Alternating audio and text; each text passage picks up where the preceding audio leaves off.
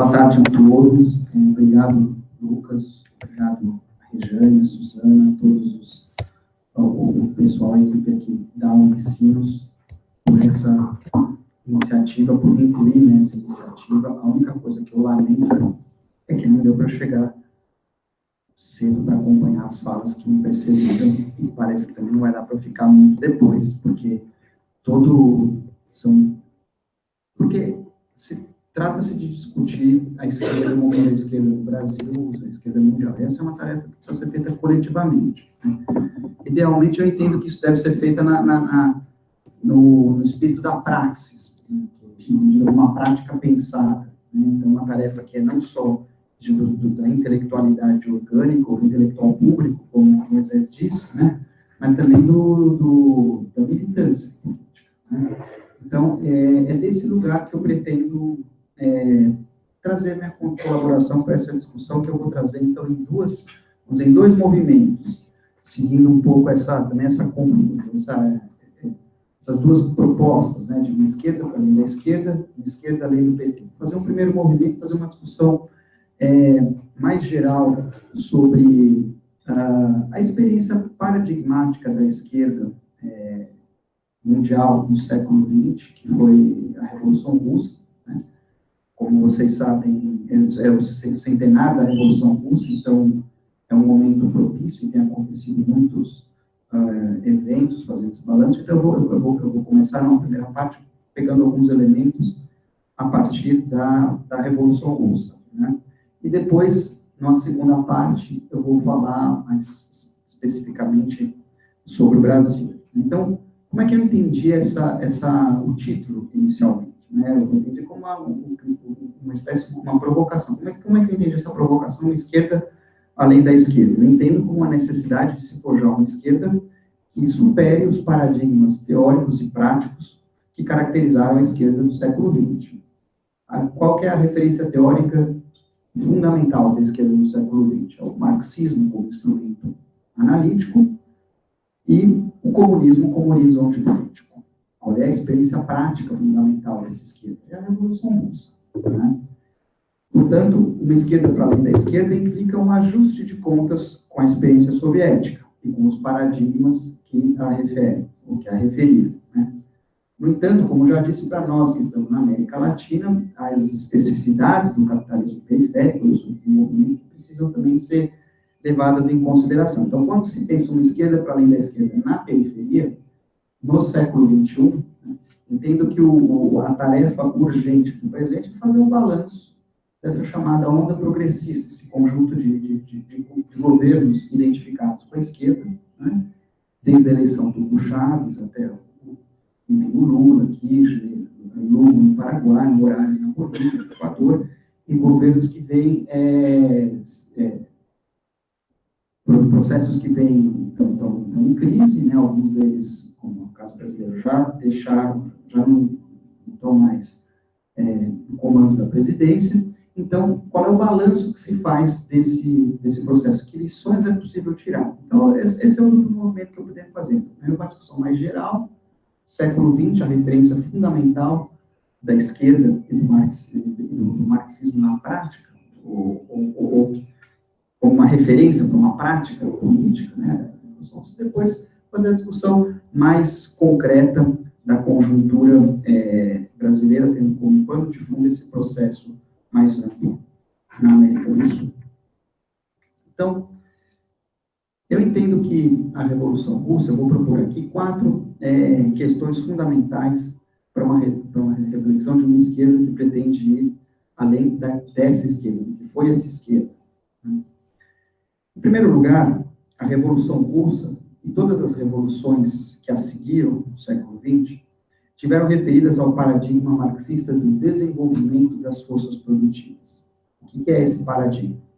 É a noção de que a revolução comunista, né, deve acelerar a industrialização e a mecanização da produção rural como condições, como premissas elementares para a realização do comunismo. Qual é a premissa em que está assentada essa ideia?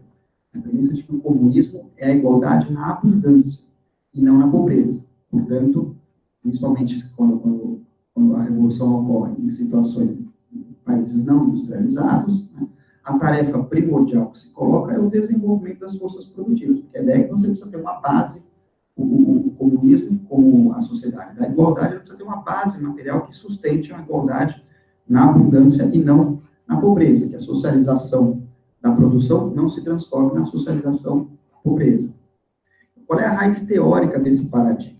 Em termos teóricos, o marxismo identificava que a necessidade da revolução comunista emergia de uma contradição histórica entre a socialização da produção, o movimento progressivo do capitalismo na direção da socialização da produção, e o caráter privado da apropriação dessa riqueza. O que é a socialização da produção? É a produção, cada vez em escala maior, né?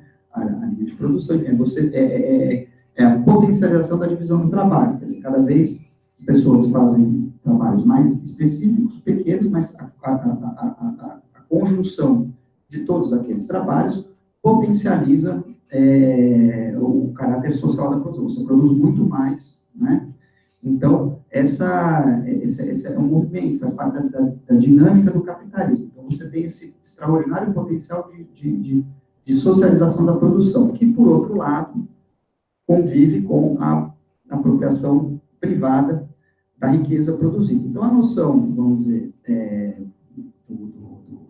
que baliza o ideário, o comunismo, é que, então, essa é uma contradição que dá e que justifica. Então, o que é, assim, em termos mais elementares, pelo menos o pontapé inicial da Revolução Comunista, é você, então, socializar também a apropriação da riqueza, né? Como é que você faz isso? Atacando a propriedade privada dos meios da produção. Então, você socializa, né? Você já está socializando a produção, agora você socializa a apropriação da riqueza, né? Portanto, numa sociedade, no capitalismo, são sociedades cada vez mais ricas, mas cada vez mais desiguais. E a ideia era, então, converter esse imenso potencial de produção social da riqueza, desencadeada pelo progresso capitalista, né? Colocá-lo, então, a serviço dos anseios e necessidades do conjunto da classe trabalhadora que produz essa riqueza e não da minoria que são os proprietários dos meios de produção. Esse é o substrato que está no fundo dessa ideia, que eu entendo que é um paradigma inatacável. O comunismo deve almejar a igualdade na abundância.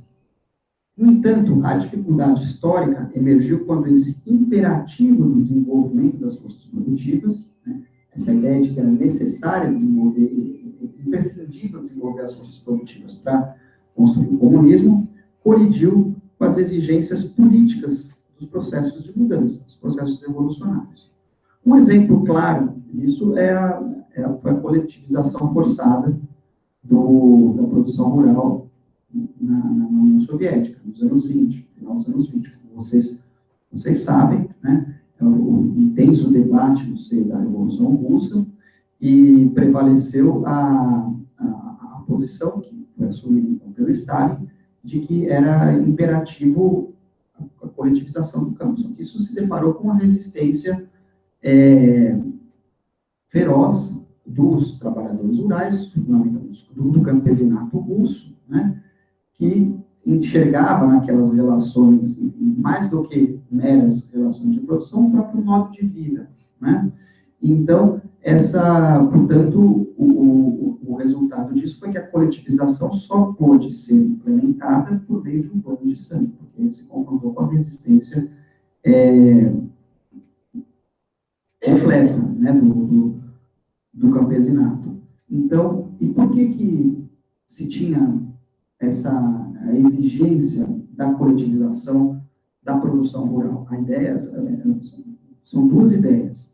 A primeira é que era necessário, que tem a ver com a necessidade da industrialização.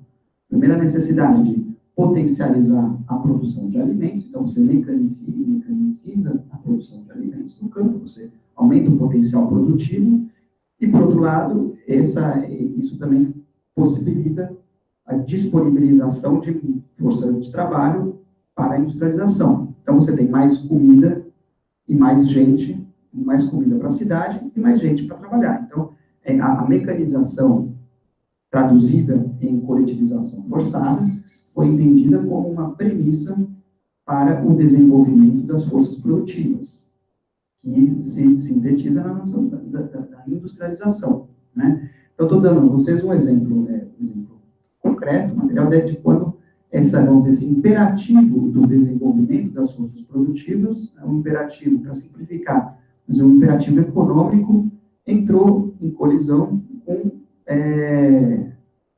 o movimento da política, né? Com necessidades, questões do plano político. O saldo desse processo na União Soviética foi paradoxal. Por quê?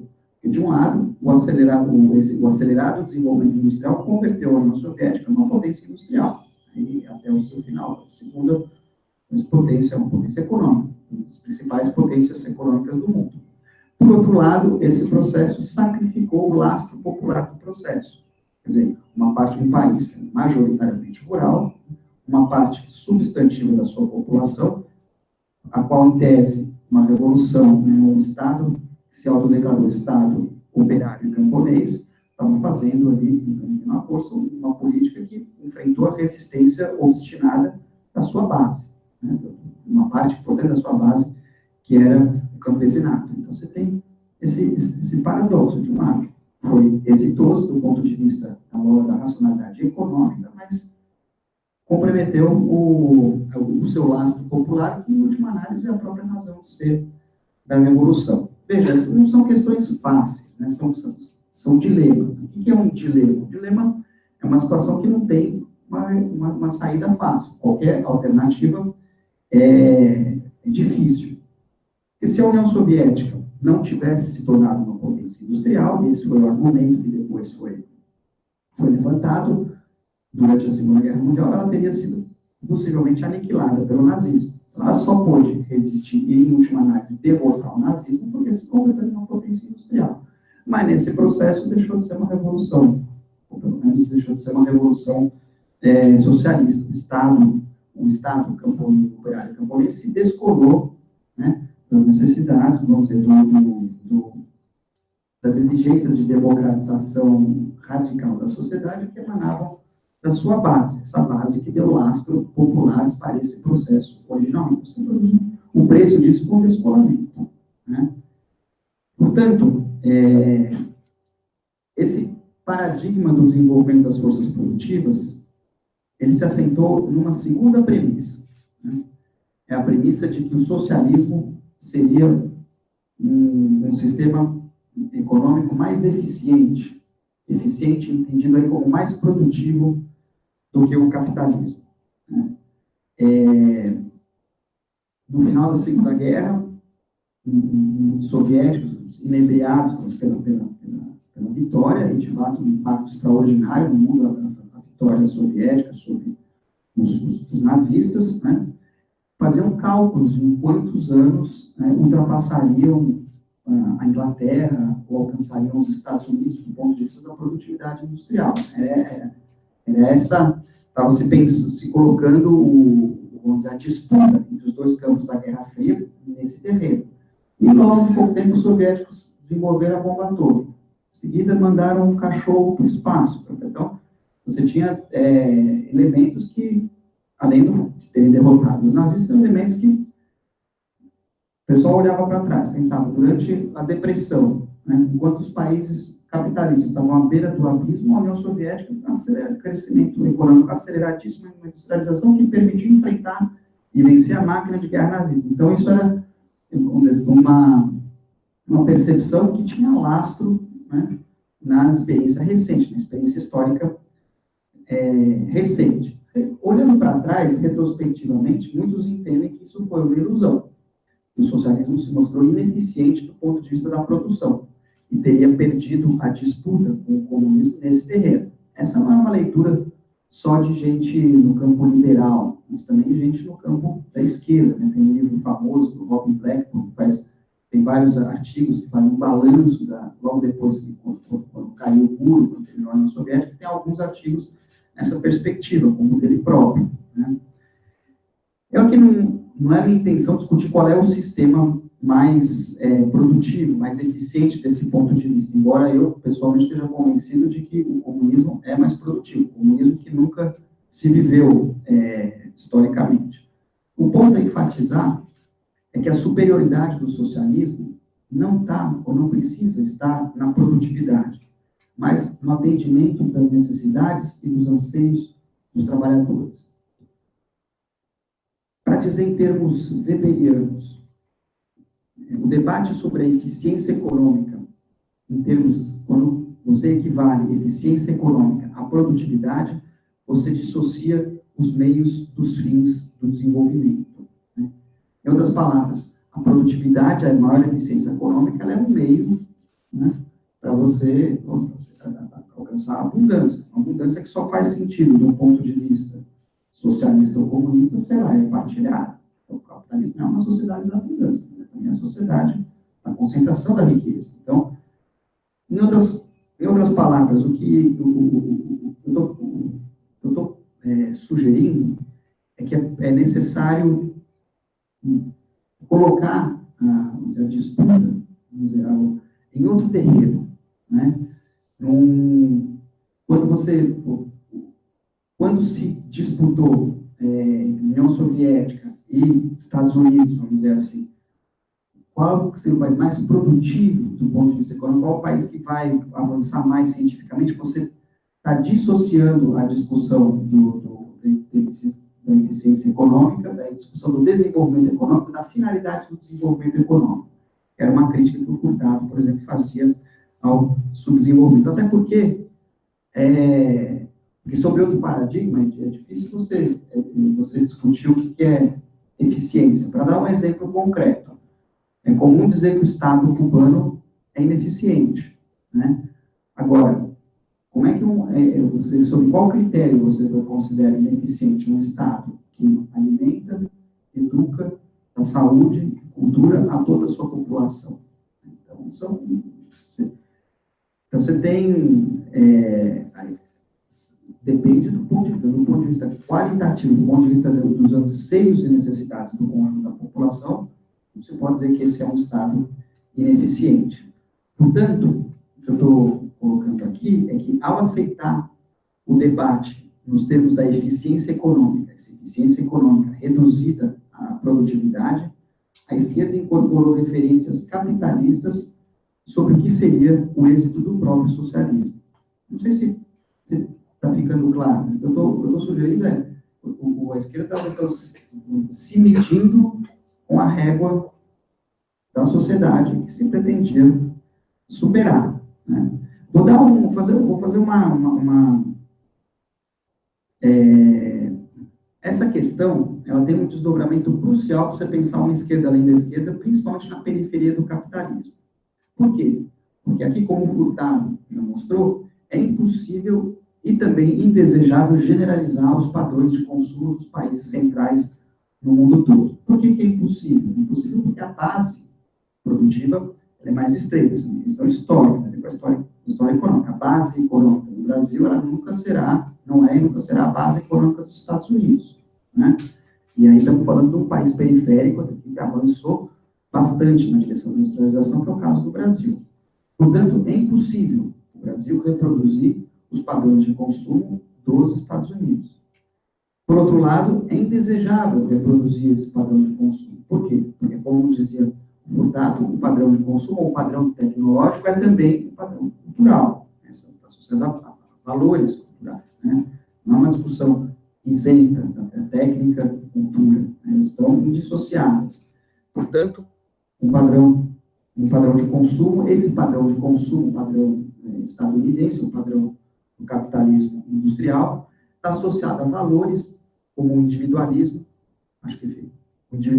o desperdício, a ostentação e outros que são discrepantes, tá tudo bem? De uma sociedade igualitária. Então, em uma palavra, o horizonte na revolução não pode ser baiano. Quando você pensa na igualdade, né, principalmente na periferia, é necessário ter a compreensão clara de que a modernização dos padrões de consumo, ela é sustentada na concentração de riqueza. Portanto, ou há duas opções possíveis, ou a igualdade ou o privilégio, né? a modernização dos padrões de consumo está sentada no privilégio. A igualdade, portanto, precisa buscar universalizar são outros padrões de consumo. Não dá para todo mundo ter iPod 5, 6, 7, não sei que número está, né? Ou todo mundo tem casa, ou tem iPod, ou então alguns têm iPod e outros não têm casa, não têm sapato, né? Portanto, e essa é a segunda reflexão que eu proponho, a revolução do século XXI precisa se orientar por valores não somente opostos, mas diferentes àqueles que imperam no capitalismo. Quer dizer, não é assim dizer, bom, nós vamos o desenvolvimento das forças produtivas, mas a gente vai dar um sentido contrário. Não, são outro paradigma, são outros valores que precisam nortear uma cultura da esquerda. E na periferia, em particular, você tem ainda isso em cima do desafio da descolonização, que tem também a sua dimensão cultural. Portanto,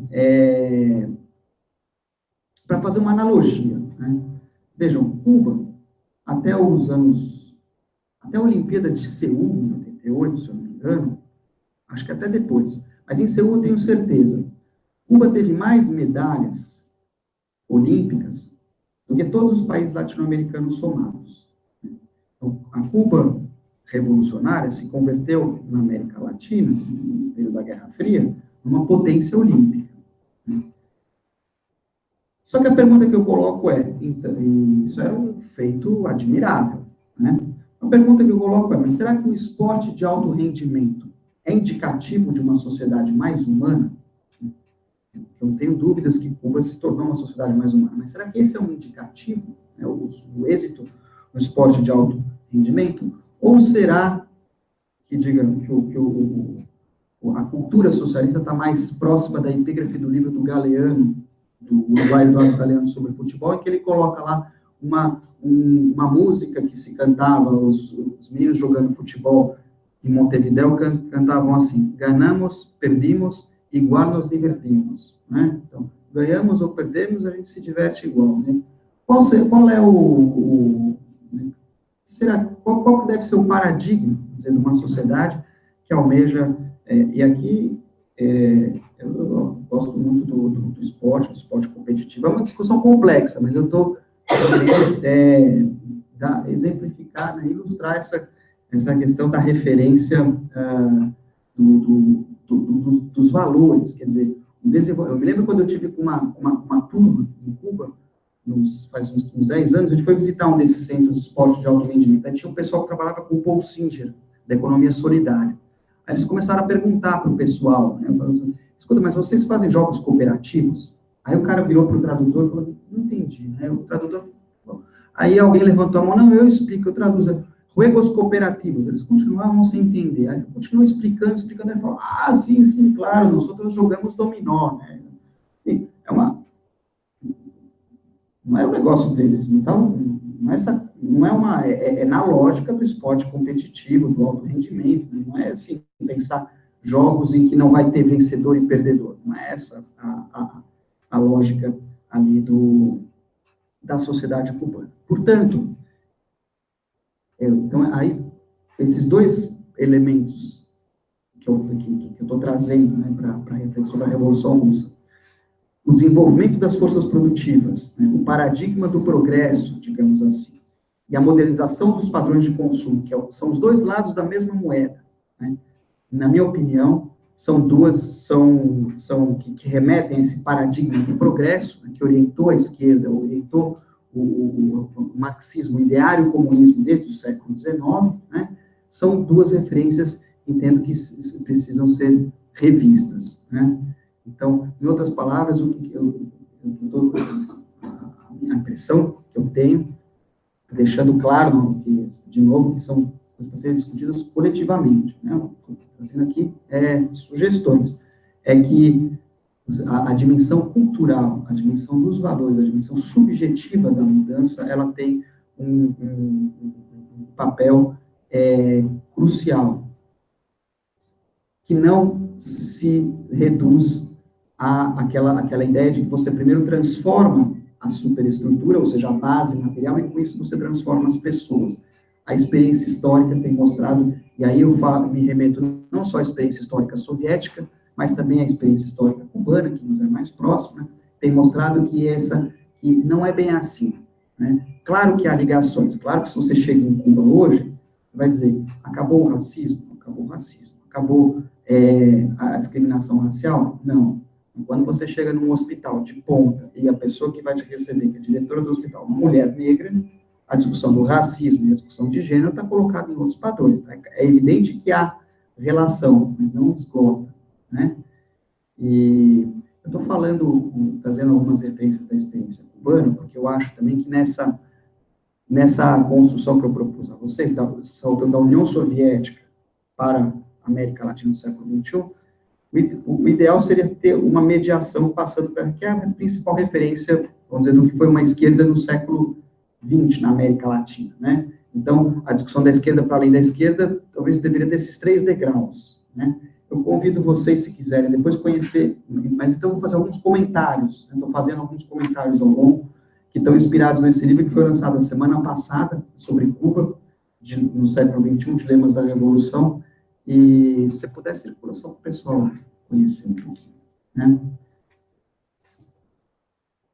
Então, uma terceira questão está relacionada à hierarquização das relações de trabalho, uma terceira questão da experiência soviética.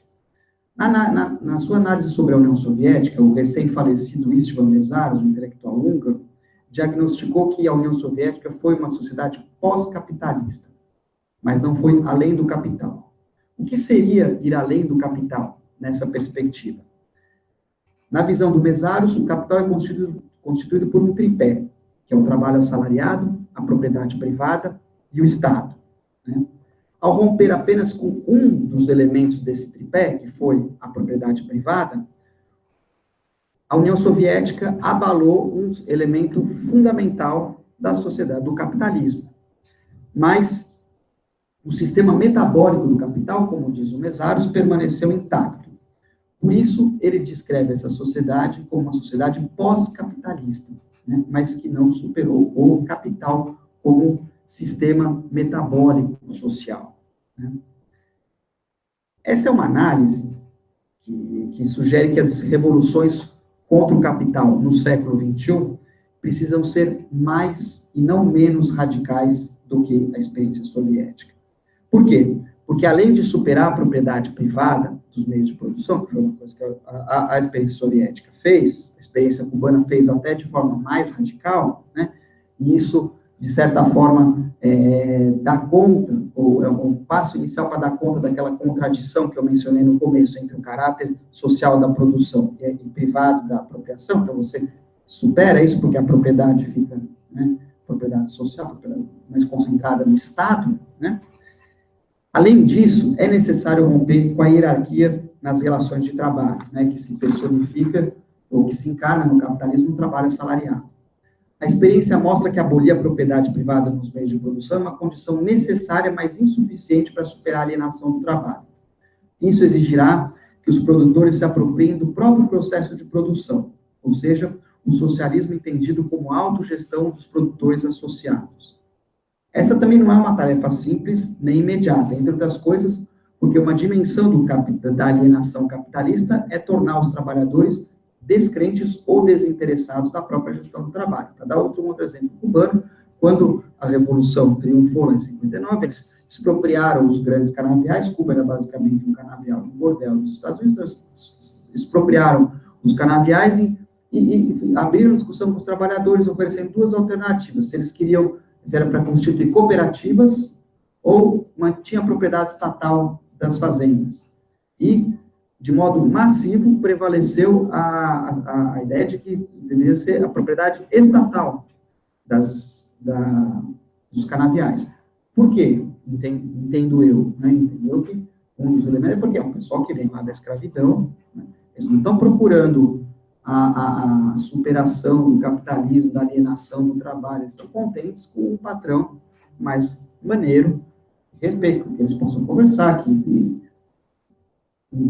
dá para entender, né? Eles não estão ambicionando comandar a própria produção em uma sociedade de iguais e comandada pelos trabalhadores, né? autogestão dos produtores associados. Então, por quê? Porque eles veem, é esse o trabalhador, é esse o sujeito da Revolução Cubana, né? Então,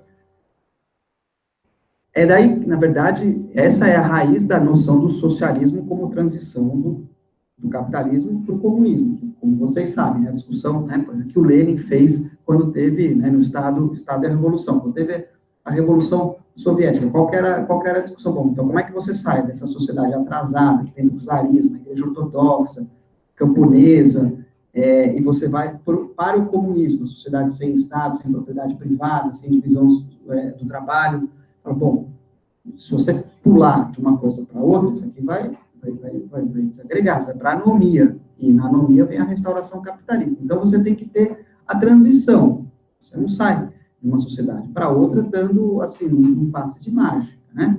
Então, essa é a ideia do socialismo, essa é a ideia do Estado operário, ou da ditadura do proletariado, como se dizia, né? A ideia é que o Estado é sempre um instrumento do poder de uma classe sobre a outra, só que nesse caso seria um instrumento da maioria, que seria a classe trabalhadora, sobre a minoria, que seriam os proprietários ali dos meios de produção. Então, é daí que vem essa noção do socialismo como uma transição, é a ideia de que, quando você faz a revolução, os sujeitos e as condições sociais, né, são as condições legadas por décadas, por séculos de opressão, no caso cubano, de colonização. Então, você tem que construir essa transição. Portanto, nós temos aí outros dois dilemas interligados. Como uma economia e seres humanos forjados no capitalismo constroem uma sociedade anticapitalista. Eles são formados, né, na alienação, na reprodução dessa... Aí, como é que você... A aposta fundamental no século XX foi o Estado operário camponês. Foi o Estado socialista como um instrumento fundamental dessa transição. Porém, na prática, como a gente agora, retrospectivamente, pode apreciar, esse Estado se distanciou progressivamente do ideal revolucionário. Então, vejam, assim como o desenvolvimento econômico arriscou tornar-se um fim em si, né, qual era o fim em si? O desenvolvimento econômico, o poder econômico, né? Isso também aconteceu com o comando do Estado. E, portanto, o poder político também se tornando um fim em si. Portanto, o poder econômico e o poder político nas experiências concretas, né, do chamado socialismo real, arriscaram se distanciar do seu propósito original fundamental, que é construir o poder popular. Traduzindo, simplificando, a ideia de que um Estado operário e camponês seria a encarnação do poder popular não se concretizou. O que se observou foi o contrário, que essa centralização do poder político e econômico no Estado esteve na raiz de uma alienação entre esse que seria um instrumento da transição e os interesses da classe que esse Estado pretendia encarnar, né? Um grau maior de alienação ou de distanciamento no caso cubano, no caso soviético, menor no caso cubano, mas todos eles, vamos dizer, enfrentaram esse tipo de dilema. Em Cuba, esse dilema tem ainda um elemento mais complicado, que é o problema do imperialismo, ou no caso, que se materializa em Cuba na hostilidade dos Estados Unidos. Cuba precisa de um Estado forte que os defenda. Isso defenda do quê? Defenda das taras do capitalismo, que se expressam concretamente na hostilidade, na agressividade americana. Portanto, você precisa de um Estado forte, né? Mas o Estado forte, por outro lado, a história ele ao invés, não é a encarnação do poder popular, muitas vezes ele suga, esvazia as possibilidades de consolidação do poder dos trabalhadores. Não sei se fica claro o que eu estou dizendo. Então, tem um grande intelectual cubano, o Fernando Martínez Heredia, ele também morreu esse ano, né? Tem uma entrevista dele no apêndice desse livro, né? Ele dizia assim: o desafio cubano é como é que eu faço um Estado forte, mas que não me coma, né? Então, essa é vamos dizer, um agravante desse dilema, né? Como é que entre a necessidade de um Estado como um instrumento para se defender o espaço nacional, as taras do capitalismo, né? Mas, por outro lado, a exigência de democratização popular, de fortalecer os trabalhadores, o poder popular, seja do ponto de vista político, seja do ponto de vista econômico, porque isso que é a revolução, esse que é o caminho ineludível se você quer fazer uma sociedade diferente, né? Uma sociedade comunista, segundo o paradigma aí do século XIX e do século XX. Então, vejam, entendo que, frente a esse dilema também, né, da centralização versus democratização, a revolução do século XXI também não tem alternativa, precisará radicalizar sua aposta econômica e política na direção da democratização, ou seja, na direção do poder popular. Vejam, o socialismo eventualmente será, acredito, um sistema econômico, social, um sistema de maior eficiência produtiva. Eventualmente pode ser, mas imediatamente ele precisa ser política, social e culturalmente superior ao capitalismo. Em que sentido? Politicamente, porque será mais democrático. E democrático não como antítese do liberalismo, né? Quer dizer, ou melhor, sim como antítese do liberalismo, mas a democracia socialista não deve ser entendida, não deve ser entendida, não são operários no parlamento. Então, você tem parlamentos operários. Em outras palavras, você precisa ter, são outras instituições políticas, né? Esse aqui deve ser o horizonte, como foram na sua origem os soviéticos. Esses instrumentos que a gente tem hoje em dia na sociedade são os instrumentos de dominação dessa sociedade, né? Da sociedade burguesa. Portanto, se você quer transcender a dominação burguesa, você precisa ter outros instrumentos políticos, outras formas de organizar o poder, né? Socialmente superior. Por quê? Porque deve contemplar as necessidades básicas da população, em oposição à sociedade do desamparo, né? Então, que é o que prevalece nas sociedades contemporâneas. Culturalmente superior. Por quê? Porque é regida por valores, como eu já sugeri, antitéticos, não só opostos, mas diferentes aos do capitalismo, como a solidariedade, o altruísmo e o contentamento, a satisfação, né? Porque é o contrário do consumismo que não tem fim, né? Essa superioridade também será econômica, eventualmente, mas o critério não é a produtividade. Qual é o critério? É porque pratica relações de produção democráticas, ou seja, enfrenta a hierarquia nas relações do trabalho, né? Nas relações de trabalho. Tenho entendido, e não sou só eu, já tem bastante gente nesse campo, né, que o poder popular é o único caminho para enfrentar o poder econômico e cultural do capital.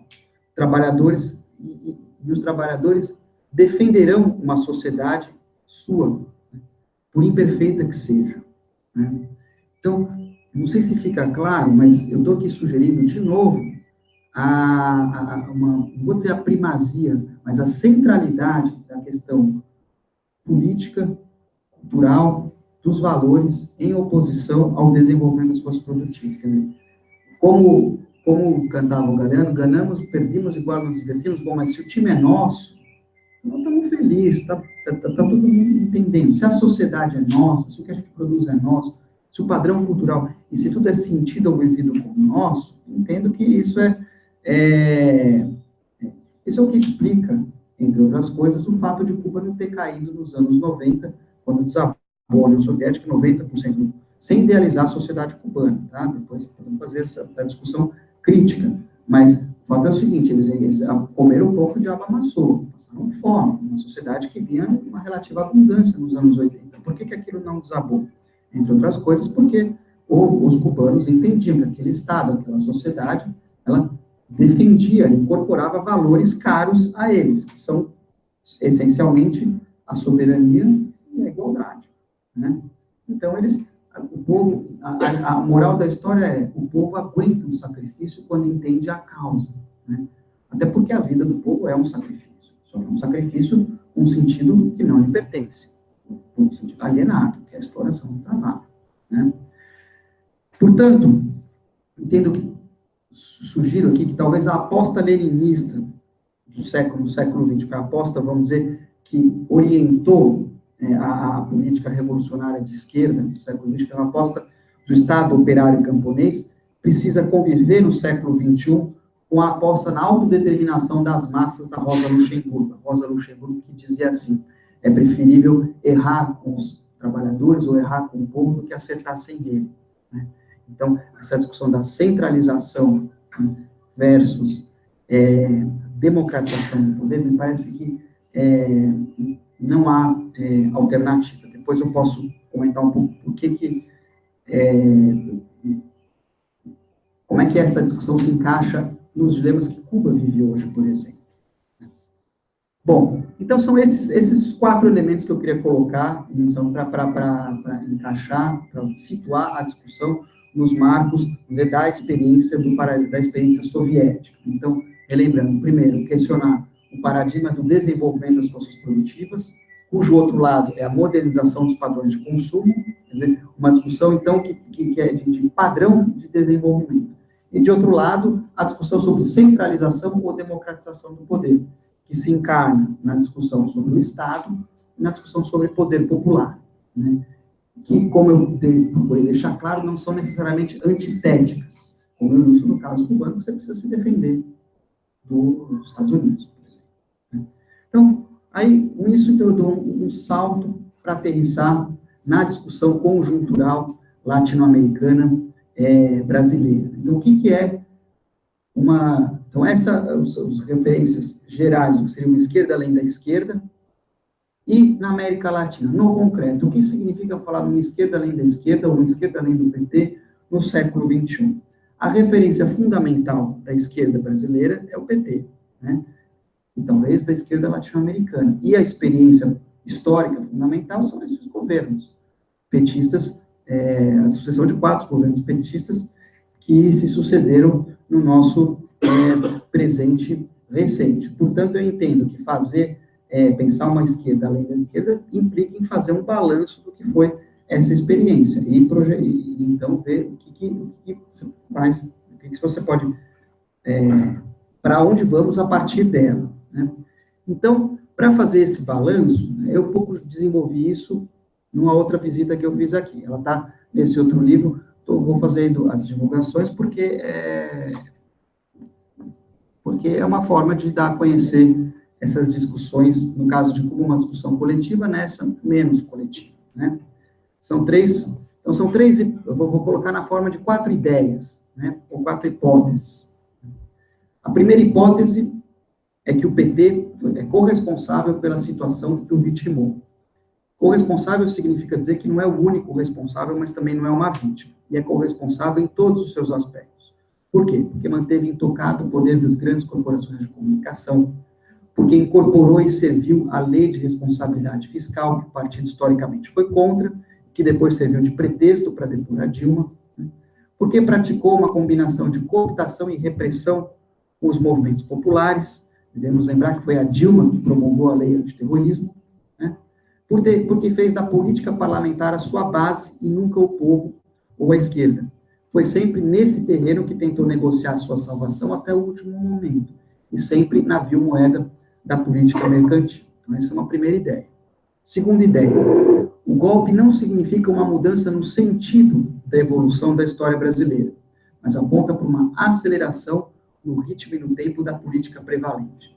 Eu entendo que é certo, como dizia o governo Dilma, que o impeachment sem crime de responsabilidade é golpe. Essa ideia é correta. Mas o golpe não foi provocado por diferenças substantivas de projeto, como se alega, né?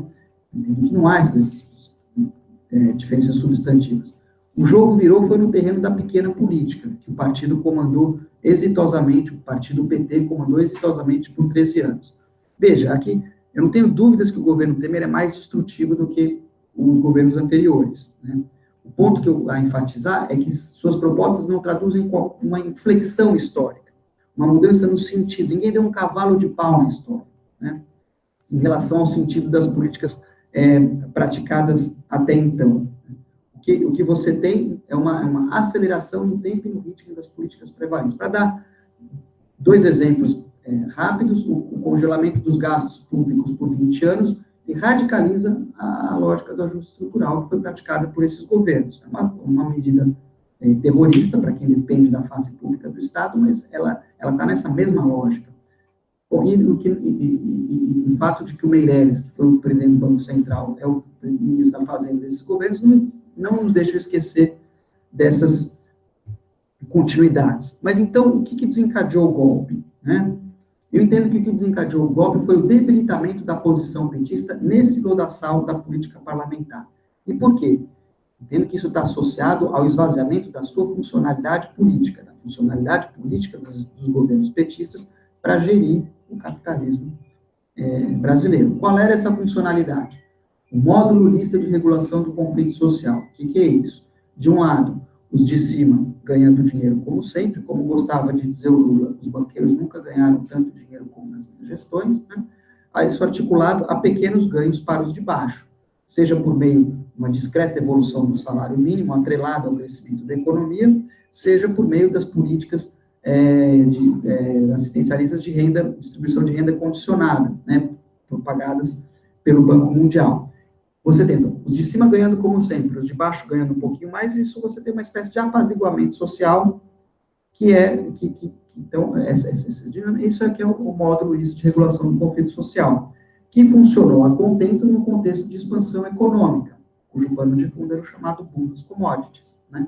Mas a conjunção entre os escândalos de corrupção e a recessão econômica colocou em xeque esse módulo de regulação. Portanto, deixou de ser funcional esse módulo de regulação para a reprodução do capitalismo brasileiro. Né? Para fazer uma figura de imagem, que eu falei aqui da outra vez, né? Como é que o PT entrou na política nos anos 80, 70, 80? Colocando o povo na rua. Colocando o povo na rua, que o PT passou a se tornou um ator relevante da política brasileira. Como é que o PT chegou ao poder? Tirando o povo da rua. Aí, quando o PT não teve mais poder de convocatória, nem para colocar o povo na rua, nem para tirar o povo da rua, ele saiu do poder. Foi isso que os de cima entenderam em junho de 2013. Né? Aquela rebelião popular de junho de 2013, o PT não teve nem poder, nem foi, chamou, nem tirou. Então, ali, os de cima perdeu, né, a sua funcionalidade. Né? Mas, afinal de contas, então, essa é a segunda ideia, né, que não houve nenhuma mudança, o golpe não foi provocado por disputas de projeto, né? Aquela ideia de que depois que o Aécio ganhou, eles perderam a eleição, a Dilma ganhou do Aécio em 2014, então não restou alternativa à direita, como se o PT fosse, né, a não ser dar um golpe, como se fosse o Chile no começo de 73, perdeu as eleições municipais, então os grupos não têm alternativa senão o golpe militar. Essa é uma narrativa completamente fantasiosa, cuja única função é absolver a parcela de culpa que o PT tem nessa própria situação. Volto a dizer, né, quando fala corresponsabilidade, não significa dizer que é o único responsável, né, não é uma vítima. Né? Então, afinal de contas, depois de 13 anos, qual é o saldo da experiência petista? Avançamos e acumulamos força no campo popular? Essa é uma questão fundamental para entender, né, o alcance e os limites desse processo. E eu respondo essa questão com uma terceira ideia, que as gestões petistas são corresponsáveis pelos retrocessos do presente e também do futuro. Por quê? Que critérios permitem avaliar se acumulamos força ou não, se avançamos ou não? Proponho 2 critérios. O primeiro é se o campo popular se fortaleceu, que é a única garantia de que qualquer avanço se sustente. Se não está enraizado no povo, o próximo governo vai lá e arranca. Né? Segundo critério, se ele se aproximou ou não das mudanças estruturais, porque esse é o sentido da política de esquerda, mudança estrutural. Se não se aproximou, então... Primeira questão, primeiro ponto, entendo que a política petista não fortaleceu o campo popular, mas o confundiu, apassivou, o alienou. Por que digo que confundiu? Porque implementou um programa e práticas da direita, apresentando-se como esquerda. Isso, confusão é diferente, é tudo igual. Né? Por que eu digo que o apassivou? Porque envolveu os setores populares na gestão pública, mas não para realizar as bandeiras históricas dele, mas para neutralizá-los. Né? Por que alienou? Porque promoveu o consumo como uma solução para os problemas sociais, que é uma via individual e não coletiva, que mercantiliza o que são direitos, como a saúde, a educação e o trabalho. Segundo critério, né? Nos afastamos ou nos aproximamos de mudanças estruturais? Entendo que nos afastamos. Por quê? Aos avanços modestos, desde logo provisórios, que podem ser apontados, redução da pobreza, aumentou o Bolsa Família, essa discretíssima evolução do salário mínimo, aumentou o emprego, mas sempre 99% do emprego entre o máximo, pagando um salário mínimo e meio, né? Então, esses discretos avanços corresponderam a uma deterioração do tecido social do país. Uma economia que está mais desnacionalizada, menos industrializada, que é mais extrativista e mais dependente. Uma sociedade na qual o trabalho é cada vez mais precário, vai ficar muito mais com essas reformas trabalhistas, né? Contra reformas trabalhistas, uma reforma agrária que deu marcha ré, serviços públicos que se deterioraram e se mercantilizaram. Uma sociedade cada vez mais conservadora e violenta. Alguns dirão que a gente estava melhor com as gestões petistas do que com o governo atual. No plano imediato, eu não tenho dúvida. Mas, mais além do imediato, é necessário constatar, né, preciso constatar que as gestões petistas alimentaram tudo o que enfrentamos agora. Enfrentamos, eu estou falando do ponto de vista da esquerda, né? E enfrentaremos no futuro os banqueiros, o agronegócio, o neopentecostalismo, os partidos conservadores, a mídia corporativa, tudo isso foi fortalecido pelas gestões petistas, né? Alimentado, vitaminado durante as gestões petistas. E, ao mesmo tempo, esse aqui é o ponto, e, simultaneamente, nos debilitou para enfrentar esses desafios. Por que nos debilitou? Porque causou confusão, apassivamento e alienação. Escrevi, né? Portanto, é por isso que eu digo que é corresponsável pelos retrocessos que vivemos e também do futuro, né? Então, para sintetizar, né, as gestões petistas não mudaram o sentido da evolução da história. Qual foi a aposta? A aposta foi mudar pelas beiradas, né? Qual foi o preço para implementar essa aposta de mudar pelas beiradas? O preço foi neutralizar os movimentos sociais, neutralizar o campo popular. Qual foi o saldo dessa aposta, né? O saldo é que os retrocessos que estão se configurando superam enormemente os pífios avanços que podem ser mostrados. Quer dizer, o custo, para você ter esses pequenos, custo político, para esses ínfimos, se é que se pode apontar avanços, eles são nada em relação, considerando o saldo, se a gente for olhar um período maior, criado e fomentado as condições para esse retrocesso brutal que nós agora vivemos. É como diz um amigo meu, os governos petistas foram um governo Michael Jackson, né? Aquele que vai dançando assim, né? Parece que está andando para frente, mas está andando para trás, né? Com isso eu chego à quarta ideia. O PT se tornou um fator de imobilismo da política de esquerda no Brasil que é preciso superar. É necessário valorizar a importância que o partido histórica, que o partido teve como primeira expressão política autônoma dos trabalhadores brasileiros, mas reconhecer que o partido esvaziou a sua razão de ser a partir do momento em que se converteu à política convencional, ou seja, se transformou, para usar uma expressão do Marx, no partido da ordem, né? Ou no braço esquerdo do partido da ordem. Daí você tem a ordem, você tem dois partidos. A turma do braço direito é o que está no poder, o braço esquerdo é o que está fora. Então, e aí, a minha perspectiva é diferente, por exemplo, da do Moisés, né? Isso é enriquecedor, porque é para isso que estamos na universidade, né? Para fazer o debate das diferenças. Mas a diferença maior vai chegar daqui a pouco, né?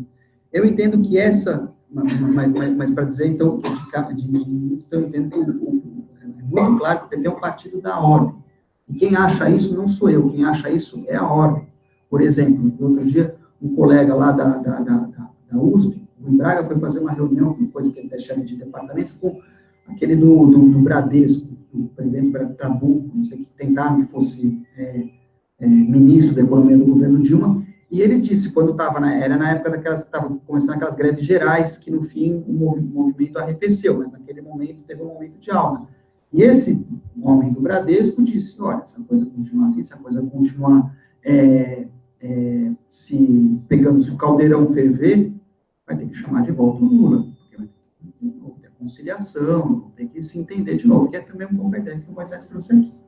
Então, a funcionalidade, do ponto de vista dos de cima, né, é a hora de se a coisa ferve, então vamos conversar, que eu concordo, é uma alternativa que está muito antes, por exemplo, de militares ou qualquer outra saída brutalizante da política e da sua brutalizante, essa saída também estou dizendo, da violência física. Né? Então, qual é eu entendo que essa autocrítica do que significou o PT, e a experiência do PT no governo, é fundamental na esquerda, porque das lições que se tira da experiência recente é que depende o alcance da política futura.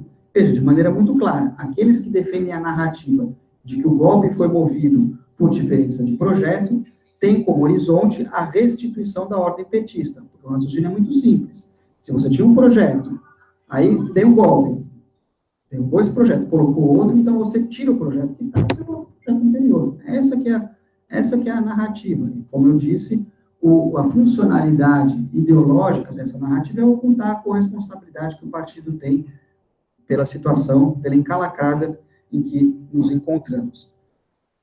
Então, quem pretende superar a ordem petista, né, precisa fazer a crítica, vamos dizer, impiedosa do que ela significa, tirando as lições. Qual é a lição fundamental?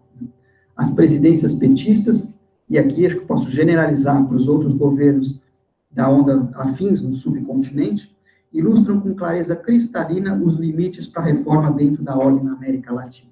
Vejam, a mágica lulista pretendeu conciliar capital e trabalho no plano doméstico, ou seja, o limite para o avanço dos trabalhadores eram os interesses do capital. Da mesma forma, no plano regional, né? O limite, a ideia era aumentar a soberania da região, dos países da região, até o ponto em que isso não significasse problema para os Estados Unidos, né? Mas os limites dessa via ficaram evidentes. Num país como o Brasil, ou num continente como a América Latina, há muito pouco que os trabalhadores tenham a ceder na relação com o capital, exceto o seu bem político mais precioso, que é a autonomia. Então, sintetizando, e aqui eu enuncio alguns aspectos da experiência brasileira que podem ser generalizados para alguns desses governos. Né? A política associada a essa onda progressista, qual foi o alcance dela? Ela se mostrou suficiente para chegar nos governos, para chegar na presidência. Por exemplo, na Venezuela, vinha desde os anos 50 uma alternância de 2 partidos, chamado Pacto de Ponto Firme, era combinado. Aí, com a eleição do Chaves, depois as tentativas de derrubar o Chaves, enfim, o Bolívar destruiu esses partidos. Não são mais atores relevantes na política venezuelana atual.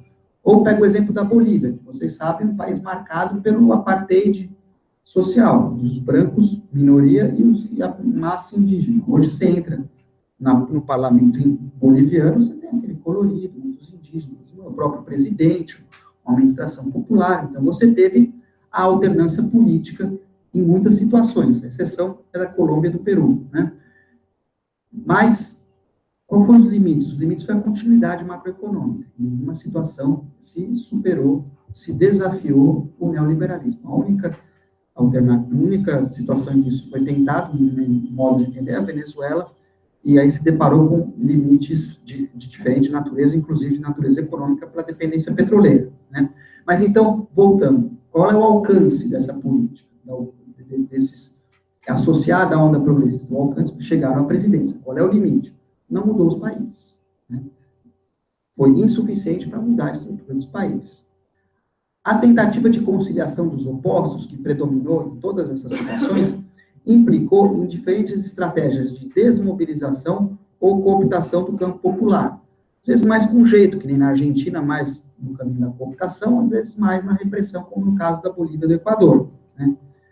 E, ao mesmo tempo, como eu já falei no caso brasileiro, os negócios de sempre prosperaram e se fortaleceram. Então, você tem uma neutralização popular, seja pela cooptação, seja pela repressão, do outro lado, os negócios prosperando. Portanto, visto uma perspectiva histórica ampliada, esse intervalo, esse interregno progressista, poderá ser visto como funcional à reprodução da ordem.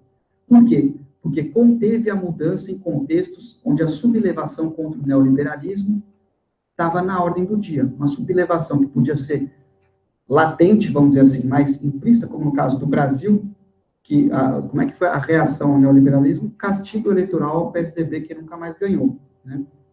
Em outros países, era uma contestação explícita. Então, na Argentina, que derrubaram 5 presidentes numa semana, na Bolívia, no Equador, que derrubaram 2 presidentes. Então, o neoliberalismo estava sendo contestado na América do Sul como um todo. Nesse contexto, vieram esses governos progressistas que fizeram o quê? Apaziguaram de um lado e continuaram os negócios com o outro. Agora eles vão saindo de cena, né? Portanto, por que estão saindo de cena? Entendo que o caso dessa onda progressista está associado ao esvaziamento da sua funcionalidade política, como eu já falei no caso brasileiro. Qual era essa funcionalidade? Funcionalidade do ponto de vista dos de cima, do ponto de vista da ordem, a contenção da mudança, em um contexto em que a crise do capitalismo se agrava, o fim do boom das commodities, pressionando por políticas mais agressivas no subcontinente. O saldo da experiência variará em cada país. O denominador comum é a necessidade de uma política diferente na forma e no conteúdo desses para construir, né, a mudança necessária. Então, para terminar, né, em resumo, entendo que uma esquerda, além da esquerda no Brasil, precisa superar o que foi a teoria e a prática do PT. Qual é a referência teórica fundamental do PT? É o que eles chamavam do projeto democrático popular, né? A ideia de uma reforma dentro da ordem. Isso tinha até uma estratégia. Qual era a estratégia? Eles chamavam a estratégia da pinça, que era o quê? De um lado você tem a pinça parlamentar e a pinça social. Então, de um lado você tem o partido que vai galgando espaços no parlamento, e de outro lado você tem o movimento popular que vai ganhando fôlego, ganhando forças, e então esses dois vão apertando, né, no sentido de provocar, acelerar a mudança social no Brasil, criar as condições para a mudança social no Brasil. Então, eu estou contando um pouco dessa estratégia para dizer o seguinte, que a crítica ao PT não é a crítica ao partido, é a crítica a essa aposta histórica, essa aposta política. Vou dizer de novo, qual foi a aposta? Porque a CUT, o MST, o conjunto, a Central dos Movimentos Populares, o conjunto, é um conjunto do movimento da esquerda brasileira que teve no PT a sua síntese, vamos dizer, primordial. Qual é o papel do partido? Pensando assim, é para onde convergem as diferentes e esparsas demandas do campo social, né? Então, o PT teve esse papel no Brasil, né? Então, ele é a expressão acabada desse programa que foi partilhado, dessa aposta partilhada por esse conjunto de forças que se forjou no contexto da ditadura, do final da ditadura, né?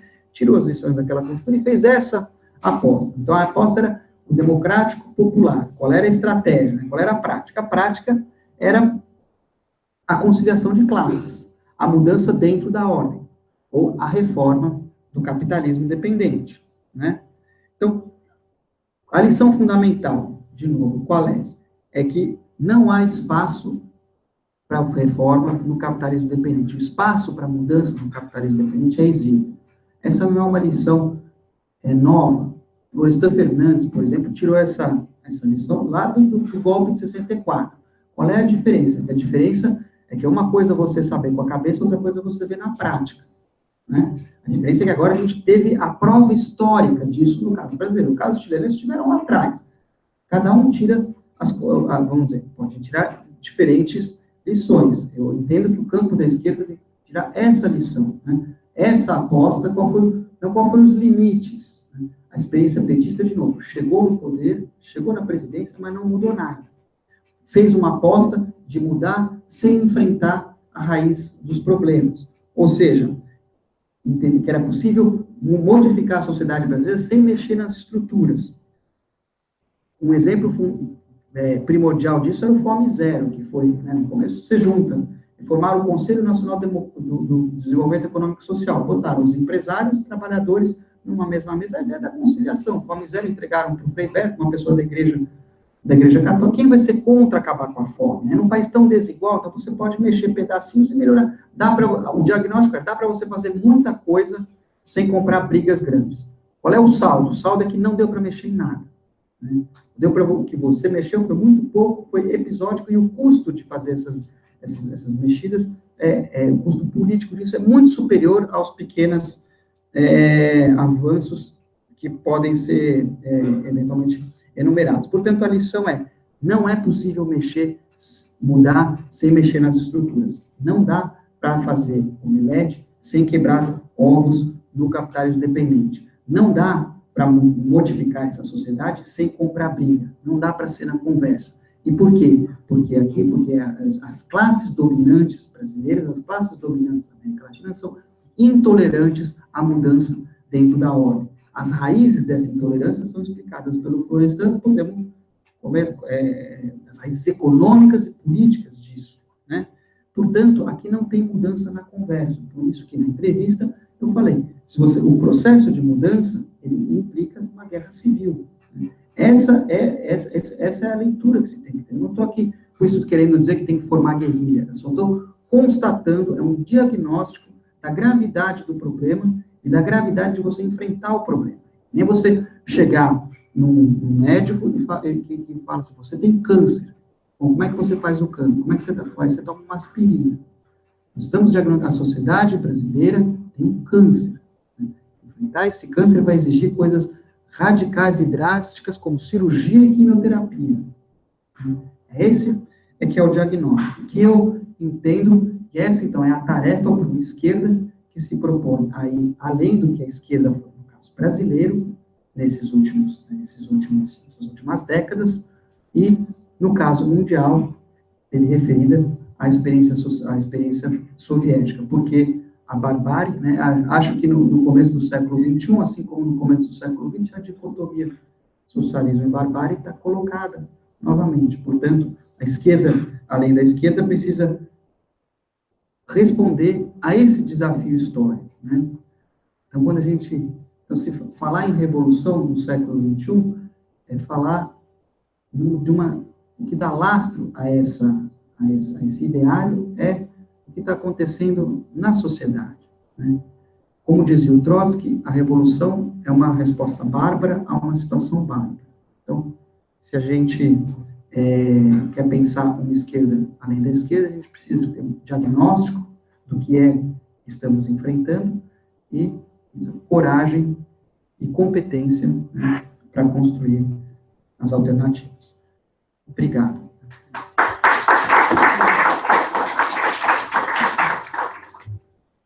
Ok, mais uma vez agradeço o professor Fábio. Nós temos em torno de uns 25, 30 minutos para o nosso debate e podemos então já, imediato, passar a palavra para o público presente. Questões, observações. Eu pedi se pudesse identificar, só, e aí fazer caminhar a questão que falou. Meu nome é Adriano, estou estudando na área das ciências sociais. A primeira questão é sobre o PT. Estava pensando que o PT foi um partido de composição, né? E talvez eu não sei qual seria o comentário que se poderia fazer. Quando o PT chega, não é propriamente o PT, mas chegam vários outros partidos, e depois, quando chega no governo, tem todo um contexto mais complexo. A outra questão dos movimentos, por exemplo, alguns que apoiaram o MST. Mas mesmo o MST, se a gente escuta o Pedro Sterling, que é um dos coordenadores, falar, ele era também mesmo muito crítico. Ele criticava, ele queria uma reforma agrária mais profunda, né? Mas, ao mesmo tempo, apoiava. Só queria assentar essas duas observações, e a terceira seria uma pergunta. Quais seriam as mudanças mais profundas que seria necessário fazer para, de fato, conseguir uma transformação não aparente, né, mas realmente real? Nesse caso, por exemplo, que falou do câncer, né, que precisa de algo muito mais exigente. Desculpa, o seu nome mesmo? Adriano. E temos mais alguma questão? Quando estava mencionando a questão de Cuba, tu falava sobre o valor da igualdade, né? E, enfim, parece que muitas vezes quando a gente pensa, aposta nesse valor da igualdade. Porém, o que acontece, eu não sou pesquisadora da área, mas tive ao longo da vida muito contato com cubanos, e o que eu não vejo é essa igualdade, né? Eu não vejo o direito à comida, por exemplo.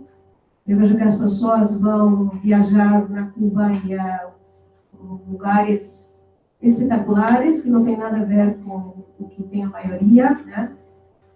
Não sei, Eu tive várias colegas estudando e tem que vir estudar aqui, levam livro, porque não tem livro. Bom, então, assim, por outro lado, eu penso na Venezuela, penso que aconteceu nos últimos anos aqui no Brasil, quando se fala em igualdade, é igualdade para todos, menos para aqueles que assumem a liderança política, né?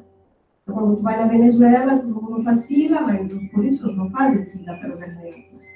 Não tem problema de indicação. E assim por diante.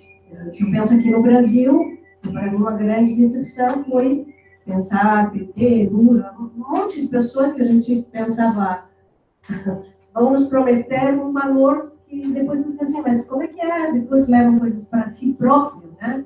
Que sentido tem essa igualdade? Realmente ou seja, é um sonho, uma utopia que um dia se realizará, ou é uma questão possível, concretamente?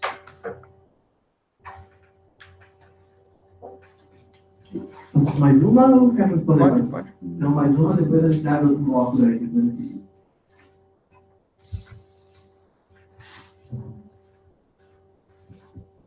Eu queria, na verdade, continuar a partir do ponto que parou. Colocou essa questão de que é possível a mudança dentro da ordem, né? Todo tipo de estratégia de conciliação vai necessariamente naufragar, porque não existe espaço. E aí, num certo momento, colocar no pé que, bom, ser uma guerra civil é praticamente impossível.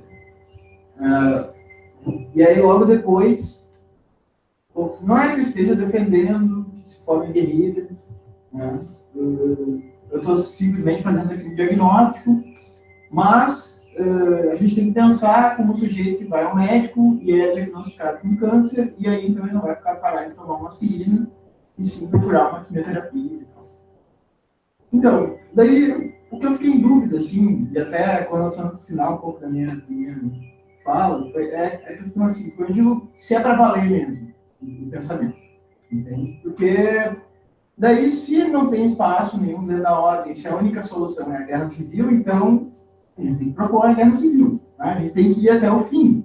Porque o sujeito diagnosticado com câncer, ele sabe que ele precisa passar por uma quimioterapia ou por algum tratamento de choque, então ele vai para o tratamento de choque, né? E aí eu acho que no diálogo amigável, né? Mas tem uma hesitação no final que para mim, digamos assim, marca assim como eu entendi o ponto de vista crítico, a minha perspectiva, mas também quero colocar dentro da minha perspectiva qual é o ponto crítico em relação à tua, né? No sentido de que, bom, se é para valer, então é para valer, né? Então, como vai se organizar esse movimento, como vai se dar? Porque é um pouco essa pergunta que eu faço para quem radicaliza essa tese, né, de luta de classes e tal. Bom, então, como vai se dar isso? Nós vamos formar exércitos do povo, vamos nos armar, como exatamente? Porque eu acho que essa é uma questão, né, que é a questão que desaba no final. Se a única saída é essa, a gente quer fazer alguma coisa, então é preciso levar até o fim esse raciocínio, né? Isso que eu fui pensando. Podemos responder, Fábio, depois fazemos uma... Tá ótimo. Adriano, sobre o PT ser um partido de composição, circunstâncias que chegou à presidência e veja, o debate interno ao PT no primeiro mandato, ou depois, né, era se deveria ter cedido ou não mais espaço ao PMDB, se deveria ter cedido mais logo no começo, isso foram fazer depois da crise do mensalão, né? Essa é toda uma discussão circunscrita à lógica da pequena política, né? Cujo fim era a manutenção do partido ali na sua posição da presidência. Do ponto de vista da mudança da sociedade brasileira, isso é impotente para isso. É mais ou menos que nem... Então, a discussão que eu estou propondo é a seguinte: você tem que... O PT foi um instrumento dos trabalhadores brasileiros, um instrumento orientado à mudança. Só que pensa como um instrumento, pensa assim, você fez um martelo, né? Então, o martelo é bom para quê? Para você colocar prego e para tirar prego. Só que aí você percebe que o que você precisa é derrubar a casa. O martelo vai ser ruim para você derrubar a casa. Vamos começar que você vai demorar muito tempo, provavelmente você vai quebrar o martelo muito antes de derrubar a casa. Então, essa se a gente está pensando.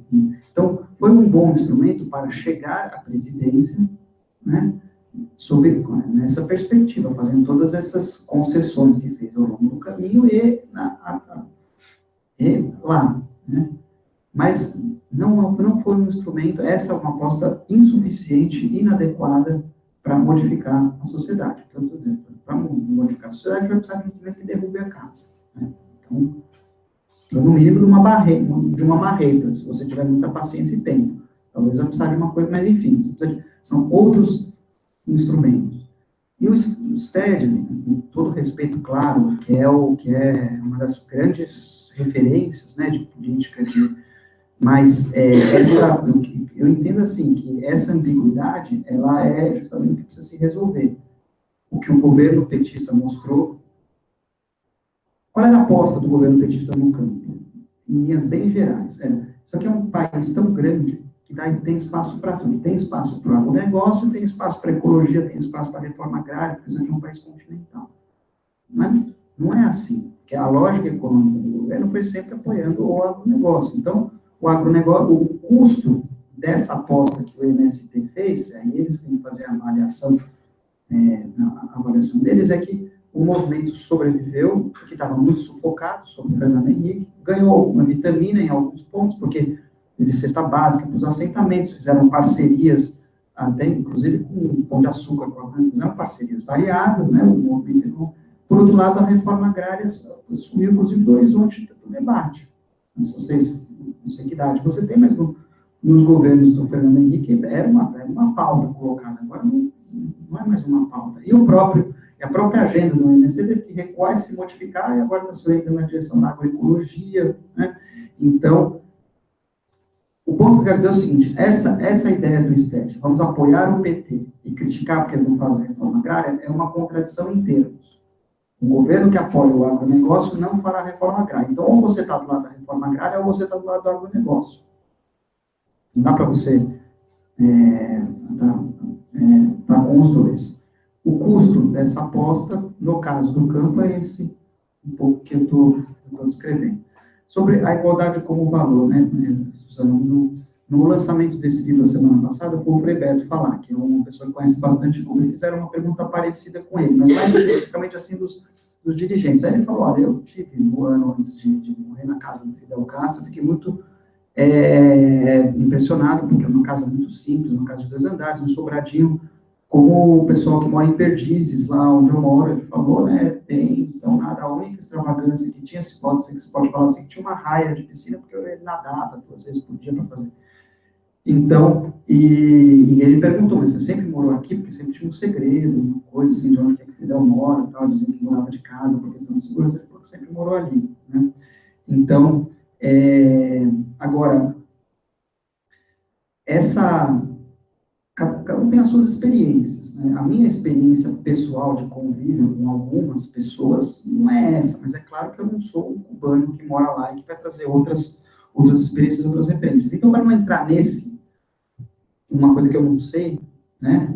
E assim como você, eu vou para o depoimento ou para uma curta experiência direta, eu diria o seguinte, aqui é uma dimensão, essa questão é uma dimensão desafio da democratização radical da revolução, como eu falo, da dimensão cultural, da dimensão dos valores. Quer dizer, você não pode ter, se a gente fala em igualdade, né, é como o Martí cubano fala, a melhor maneira de dizer é fazer, né? Então, por outro lado, Cuba tem o problema da escassez, né? São pobres, muito pobres, basicamente não canavial, não tem recurso produtivo, não tem recurso, eles não têm energia, não tem energia elétrica, não tem rio, tem queda d'água, então tudo tem que vir de petróleo. Mas não é como se fosse o Pernambuco, imagina que o Pernambuco soltou assim no mar, então era um canavial, então tem muito poucas alternativas. Então, quando subiu a União Soviética, eles ficaram cada vez mais sufocados, e é uma sociedade que vem eles se defendem, uma espécie de quilombo no século XXI, um mundo hostil. E, então, mas o que eu entendo é que, por exemplo, no período especial, isso os cubanos falam, por exemplo, não tinha leite, muito pouco leite. Então, eles estabelecem o que chamam de critério, é a mesma palavra em português, o critério, porque vai ter leite primeiro para as crianças e para as grávidas. Então, não vai ter leite para mim, para você, para nós aqui não vai ter, né? Então, e esses critérios são entendidos e são praticados. Claro que há as deturpações, mas no conjunto, entendo que há uma sensação, a percepção que eu tenho é que as maiores críticas que tem os cubanos não estão nesse campo, eles têm críticas mais do ponto de vista da democracia, não no sentido burguês, mas no sentido assim, da participação, de poder assumir as coisas, e também da questão material, que é muito dura, né? Eles sempre dizem assim, olha, o Cuba é o melhor lugar para você ter um filho e criar um filho, mas depois que você fica jovem, e você quer trabalhar, você realizar, as possibilidades são muito estreitas, aí as pessoas querem ir embora, mas elas querem ir embora que nem alguém que cresce e quer ir embora da casa do pai, não é porque vai brigar com o pai, com a mãe, a maioria dos cubanos que migra não é porque é anti-revolucionário, mas é porque as possibilidades de realização da vida lá são muito estreitas, né? Então, essa é uma percepção. A Venezuela é outra coisa, né? A Venezuela não tem essa revolução nacional, popular, na raiz, é um processo basicamente eleitoral e que se complicou muito de uns anos para cá, inclusive desse ponto de vista democrático e a questão da corrupção na Venezuela, diferente de Cuba, é uma coisa que vem lá de trás, assim como a questão da violência, né? Uma coisa inerente, e é um Estado que, quando o Chávez ganhou, o Estado, antes chavista, o Estado, eu estou dizendo as instituições do Estado, né? Então, e que não se controla, né? Então, e aí você vem com... E aí, se você soube os problemas recentes, né, que tem a ver, basicamente, a Venezuela, nos anos recentes, o que aconteceu foi o seguinte, né? Eles tiveram muito problema econômico, que estava vinculado a essa alta dependência do petróleo. Caiu muito o preço do petróleo, eles gastaram muito na última campanha eleitoral, antes que eles começaram a ter problemas agudos econômicos estruturais. Então, teve uma crise econômica que se expressou de 3 formas fundamentais: escassez de produtos, inflação e câmbio oscilante. Tem o câmbio oficial, a última vez que eu fui lá, o câmbio oficial era 1:7, o paralelo era 1:700. Então, isso dá uma margem para especulação extraordinária. Então, isso desorganizou completamente a economia. A desorganização da economia tirou o apoio popular do processo. E aí, então, em dezembro de 2015, quando eles tiveram aquela eleição, eles perderam mais de 2/3 do parlamento e perceberam que não ia dar para segurar, né, com uma eleição desse jeito, né, com consulta popular. Eles perderam a popularidade. Então, eles começaram, aí o Maduro, sobre a Maduro, tem caminhos que são antidemocráticos nesse sentido, né? Mas nós não vamos entregar o poder, porque quem está aí do outro lado são os fascistas, né? Então, como é que a gente... E aí aí você tem toda essa... escolhas que são problemáticas do ponto de vista mesmo de quem é de esquerda, né? Moisés, né? Então, a questão da mudança dentro da ordem, ou da mudança contra a ordem, né? Eu entendo que ninguém vai para a cirurgia sem esgotar as alternativas, né? Por isso que a resposta bárbara a uma situação bárbara, né? Eu entendo, e volto a dizer, do ponto de vista teórico, muito mais denso, muito mais profundo, completo, o Florestan Fernandes, nos anos 60. O que o Florestan Fernandes fala quando tem ali a ditadura militar? Ele fala assim, olha, no Brasil você teve um começo de revolução burguesa a partir do final do século XIX, porque começou a industrialização, começa a formar uma burguesia, uma classe trabalhadora. Nos anos 30, isso então provoca uma fissura no padrão de dominação dessa classe. Por quê? Porque, de um lado, você tem o que ele chama da burguesia romântica, que quer completar a formação, vamos dizer, fazer uma revolução burguesa nacional. Então, como é que você vai aprofundar o capitalismo no Brasil? Você vai ter que fazer reforma agrária, tem que dilatar o mercado interno, então você tem que ter uma sociedade mais igualitária, que é o padrão dos países centrais. Por outro lado, você tem a burguesia pragmática, que fala, se você for fazer reforma agrária, se for, de uma vez ter empregada doméstica, você vai ter que enfrentar o capital internacional, isso vai dar problema. Vocês vão querer dar o anel, eles vão querer pegar os dedos, aí no contexto da Guerra Fria, isso fica ainda mais delicado do ponto de vista político, e da ideia do professor aqui, então, há essa fissura, né, um pacto espúrio, ele fala, a partir do Getúlio, e que isso se resolve com a golpe militar de 64, e então a turma, os pragmáticos se impõem. A partir então se afirma, né, a burguesia brasileira como uma burguesia antinacional, antidemocrática e antipopular. Esse é o jogo deles. Da burguesia não sai país. Portanto, fazer país tem que ser contra essa burguesia. Essa burguesia fechou com o imperialismo, fechou com a dependência, fechou com o privilégio. Podem falar, mas no frigir dos ovos é isso, né? Então, entendo que essa que é a experiência petista é a prova dos 9 desse diagnóstico. Portanto, quando falo, veja, quando eu estou falando de guerra civil, eu não estou falando, não é um método, não é um caminho, estou falando sobre uma consequência, é entender. Porque como é que eu estou vendo qual é o momento? Acabou essa experiência, agora basicamente tem duas narrativas, dois horizontes disputando, o horizonte de reciclar esse projeto, que tem duas alternativas nele também. A primeira é chamar o Lula de volta, que seria reeditar a tragédia como farsa, né? Então chama o Lula de novo, então você congela a esquerda nessa, vamos dizer, ajoelhando ao altar do fim da história, né? Ou, bom, você tem uma variante dessa, que é o Bozo, que está tentando pegar esse legado, mas deixa isso para lá, né? Ou então, se você tira essas lições, aí você fala, bom, mas então qual é a alternativa para as eleições de 2018 dessa visão, então, que não dá para mudar o país sem mexer nas estruturas? Talvez não tenha agora, não está colocado agora, né? Você precisa construir. O primeiro passo para você construir organizações políticas que tenham essa orientação é você ter partilhado um diagnóstico, e partilhado de um balanço do que aconteceu. Então, a ideia é assim, é um ciclo, 40 anos, teve essa combinação, esse esgotamento. Que leitura que a gente vai...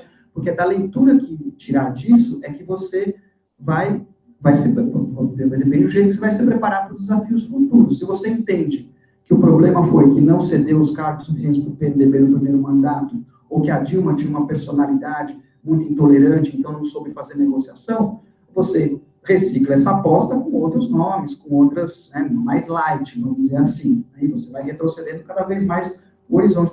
Eu não tenho problema com isso. O que eu tenho problema é chamar isso de esquerda, porque isso não é uma política de esquerda, né? Então, ou então você se prepara para uma briga maior. A lição a briga é muito maior do que se pensava. Você achava que você fazia o fome zero, você ia fazer mudanças importantes e, quem sabe, acumular força para fazer um horizonte socialista no futuro. Não dá, né? Então,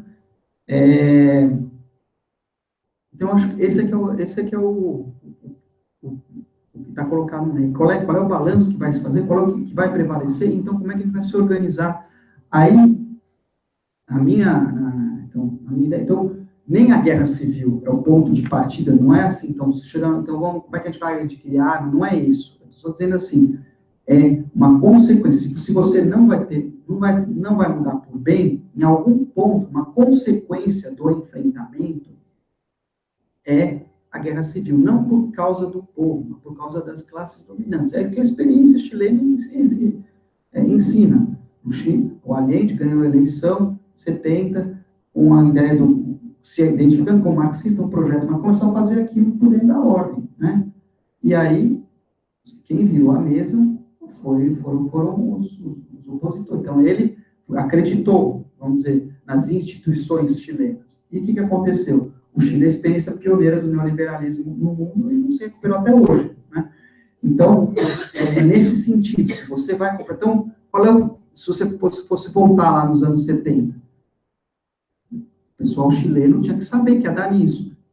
E se sabe que tem, se saber que tem que se preparar. Você conversa com os chilenos hoje, tem vários diagnósticos, a mesma experiência, as pessoas interpretam de formas diferentes. Então, tem alguns que vão falar, que nem o Chonchol vai falar, o problema foi que a gente fez a reforma agrária e, ao mesmo tempo, nacionalizou o cobre.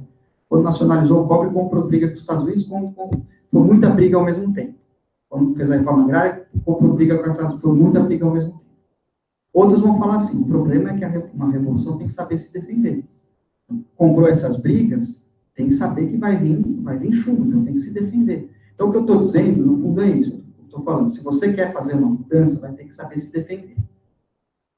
Não estou fazendo apologia da violência, estou falando da violência assim como Marx fala que a violência é a parteira da história. Porque o capitalismo é violento, se você vai querer mudar, você vai querer superar o capitalismo, virá a violência. E na América Latina, não há alternativa para você, mais igualdade, né? Autodeterminação econômica, autorreferência cultural, socialmente equitativa, fora desse horizonte. Então, é por aí que eu estava sugerindo. Mas, para terminar, eu diria o seguinte, no Brasil, a burguesia tem uma agenda, no momento, uma agenda muito clara, que é a agenda do ajuste. Eles estão fechados nessa agenda. Pode ser com termo, pode ser sem termo, pode ser com luta. Tem as suas organizações, que é o parlamento, a mídia, o judiciário, a polícia. Eles têm um método, que é o terror do desemprego, que desemprega os trabalhadores, o terror da repressão. Eles têm os seus valores, que é o individualismo, a concorrência, o consumo. Então, a esquerda tem que ter um projeto, né, organizações, um método e valores antitéticos a esses. Né? Então, no caso da política, não serve só ser contra, fora termo, tem que ser contra a agenda do ajuste. Tem que ser contra. O Lula, por exemplo, nunca falou que vai desfazer as coisas que o Fernando fez, porque não vai, assim como não desfez nada que o Fernando Henrique fez antes. Né? Então, você tem que ter uma agenda, né? Não é só o fora termo. Você tem que ter organizações. Né? Eu acho que são múltiplas organizações que compartilham desse diagnóstico. Qual é o diagnóstico? Você precisa ter luta dentro da ordem e luta contra a ordem. Né? O que é a luta dentro da ordem? É, por exemplo, a luta parlamentar. Mas é fazer a luta parlamentar tendo clareza de que não é ali por dentro que você vai mudar. Né? Então, até falei isso na entrevista com o Obrigado. Um exemplo disso, quando o Plínio Sampaio foi candidato, o pessoal, ele fez o que ele chamou de candidatura testemunha, uma candidatura para falar o que ele achava que precisava ser falado. Não era para ganhar voto, porque não tinha interesse de saber que não ia ganhar nem nada. Né? Então, a Dilma pergunta para ele no debate, sou candidato, quantas casas o senhor vai construir? Ele fala, nenhuma. Como assim? Não. Aí ele começa a falar os números da especulação imobiliária no Brasil. Ele fala que precisa fazer no Brasil uma reforma urbana. Não é um Minha Casa Minha Vida, que é um bolso empreiteiro. Né? Então, esse tipo de coisa. Né? E aqui eu não estou defendendo o PSOL, porque esse mesmo PSOL tem um amigo que foi fazer o programa de mobilidade urbana da candidatura à prefeitura, e aí ele fez 10 medidas que penalizavam o automóvel. Ele falava, não tem jeito de você melhorar a questão do transporte urbano em São Paulo se você não penalizar, não privilegiar o transporte coletivo. Aí o chefe da campanha falou, você está louco. O automóvel é a paixão nacional do brasileiro. Não podemos falar isso. Por quê? Porque ele estava fazendo uma campanha prefeito, na verdade, interessado em depois ser candidato a deputado federal, nessa lógica da pequena... Então, aí você não avança. Né? Então, você precisa de organizações que pode até estar dentro da ordem, mas você tem que falar as coisas que apontam contra a ordem. Como no caso, eu dei esses exemplos. E vai ter que a mesma coisa as práticas, que nem as ocupações, antes da MST, as ocupações escolares, na Berlim. Tendo essa consciência de que dentro da ordem não vai ter mudança. Ok, temos mais uma questão aqui, e aí a gente não precisa encerrar. Tem uma questão também? Então, talvez as questões vão encerrar em função do tempo. Bom, já tempo. Bom, eu fico contente de ouvir a exposição do Moisés e a exposição do Fábio. Eu não concordo com nenhum dos dois amigos, mas é interessante que isso fazem parte dos meus exemplos da minha exposição. Não me importa muito. Eu poderia, como no caso do Moisés, já ter respondido, o problema não é absolutamente perder de vista a necessidade de trabalhar com a classe média, e mesmo com o centro, em certos casos, no caso do Bolsonaro, por exemplo, ele vai fazer aliança com o centro, é claro, mas eu acho que ali ele esvazia a diferença entre esquerda e direita, no horizonte está isso aí. Eu acho que a experiência nesse sentido marcou, inventou isso aí na esquerda e direita. Não é só ele, eu discordo essencialmente do Moisés, mas quando Moisés interpela, faz objeções ao Fábio, eu sigo o Moisés, o que ele disse é interessante, é bem correto sobre a guerra civil, tem toda a razão, diz, bom, e é negativo. Sobre a intervenção do Fábio, porque é uma longa conversa, gente, é difícil de tentar resolver lá. Vejo muita simpatia. Primeiro, as qualidades da exposição, é claro demais para alguma coisa que não me convence em nada, muito discurso, muito bem feito. O coração vai na direção do meu, digamos assim, da Rosa, não sei o que é democracia. Mas, Fábio, você tem que dar uma virada. Isso é um discurso marxista clássico. Por mais que você fale de produtividade, está contra a produtividade, etc. Certo? Revolução russa, você leu um pouco os críticos da Revolução Russa, você cita o Trotsky, uma coisa assim, a Guerra Civil. Foi um desastre. Trotsky inventou, o Trotsky velho, não o Trotsky jovem. Você tem que repensar o problema do stalinismo, você não é profundo, você falou sobre politização forçada, você se instala na história sem pensar as grandes viradas que houve lá dentro. O stalinismo foi uma grande virada, e o leninismo foi antes disso, uma enorme história. Vocês passam por cima, vocês admitem que isso foi tudo. É como se fosse uma história contínua, a revolução, etc. A Revolução de Outubro não foi uma revolução, coisa alguma. Foi um golpe mais do que uma revolução. Foi golpe e revolução, é muito mais golpe do que a revolução. Eu estou convicto para sair, já tenho escrito sobre isso, talvez venha um artigo grande, e tem literatura mundial sobre isso. Eu leio Werther, eu Weitz, eu Castoriadis, de maneira bonita, estou fora disso tudo.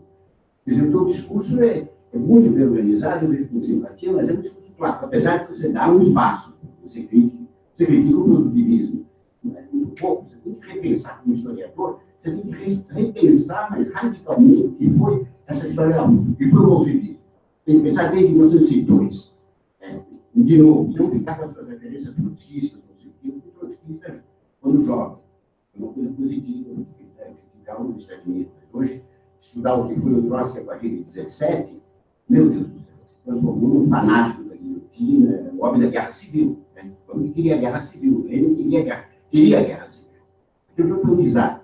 E toda a tua perspectiva é um pouco essa, quer dizer, essa. Eu acho que quando você critica o PT, eu estou de acordo contigo, eu assino embaixo, quase. Só que você quer substituir isso aí pela perspectiva revolucionária, etc, etc. Atenção. Vamos ver. O revolucionário, num certo sentido, eu aceitaria. Vamos pensar o que ele vai fazer. Porque o risco não é só de ir para o capitalismo, o risco é de cair numa coisa autoritária, e isso é fundamental. Isso não está no marxismo. Isso vai além do marxismo. Isso é. Esquerda não é só marxismo. O marxismo é um componente, etc. E falta no teu discurso o lado da crítica do autoritarismo. Ele não está ausente, você tem razão, mas ele é pequeno. Em relação à Venezuela, em relação a Cuba, em relação a tudo isso. Então, é difícil discutir com você. Eu acho que seria necessário, tudo que você fala sobre o PT é verdade, mas a gente tem que pensar numa alternativa que não seja a alternativa bolchista que se envolve na guerra civil, como você diz. Olha, francamente, eu não discordo inteiramente de você quando você diz que, no limite, a coisa vai acabar virando a mesma. Mas concordo com você. Porque eles não vão provar mudanças e alguma coisa desse tipo. Mas nós não devemos caminhar nessa direção. Deve partir da ideia de que é preciso reformas profundas, é verdade. Quer dizer, o PT não fez coisas que seriam factíveis dentro do sistema, mas que seriam grandes reformas tributárias. Eles deviam ter tomado a briga da reforma tributária, uma coisa inteiramente dentro do sistema e que mudaria muita coisa, claro, muito mais do que o PT fez. O PT fez coisas também. Então, eles deveriam ter feito isso. Bom, e no futuro, a gente tem que pensar, você tem razão, um trabalho de base e um trabalho parlamentar, tudo isso junto, mas não pensar a revolução no sentido clássico. Isso é absurdo. Você não vê isso aí, porque você tem aquela leitura marxista-trotskista da revolução. Isso já foi. Isso é velho no mundo. Ninguém tem cada vez menos gente que acredita nisso. Esse mito de outubro. Tinha revolução lá. Tinha, mas o bolchevismo pôs a sua faca em cima da revolução. E o Lenin, em primeiro lugar, fez questão de fazer o golpe antes do Congresso dos Soviéticos. Não foi ocasional de jeito nenhum. Os historiadores, mesmo alguns simpáticos do leninismo, hoje aceitam. Quis fazer isso, para que o poder não fosse o poder plural, fosse o poder do partido. Você não passou, você não chegou a essa crítica. Não chega a essa crítica, tem uma visão do mundo, que eu tenho muita simpatia, que tem alguma coisa a ver comigo, mas é muito clássica e muito ilusória e vai dar em bobagem. Vai dar em bobagem, e você não é obrigado a falar já na guerra civil e coisas desse tipo. Vamos pensar num tipo de... Eu não tenho a fruta, eu concordo com você, é um impasse. De um certo modo, a Revolução falhou e a Reforma falhou. As duas coisas falharam, é verdade. O Moisés dizia, o programa aprovou, é verdade. Mas existem caminhos para isso. Eu acho que a tradição melhor é a tradição nem bolchevique, nem social-democrata reformista. A tradição, a roda entra aí. A roda do século XX entra aí. Entra o jovem Trotsky, entra o Marco, entra o melhor da social-democracia, que por amor por lado fala, mas tem que mudar as suas referências. Bom, do mais eu não estou concretizando muito, eu concordaria com você que isso, meu discurso comigo é meio abstrato. Mas se eu vou prolongar agora, eu vou ficar falando demais, eu já falei muito, eu paro e termino dizendo que aprecio muito a ordem da exposição e, digamos que o coração dos dois vai na mesma direção. Né? Vai na mesma direção. Mas o discurso aí me assusta pela coerência que você disse. Você explica tudo muito coerente. Eu acho que está tudo errado. Você fala tudo, mas é o caminho clássico. O caminho clássico da outra esquerda. Isso não é resposta ao PT. PT, desmontar o PT. Bom, eu vou parar por aqui, porque ficaria muito longo e seria preciso pensar em outro tipo de programa intermediário.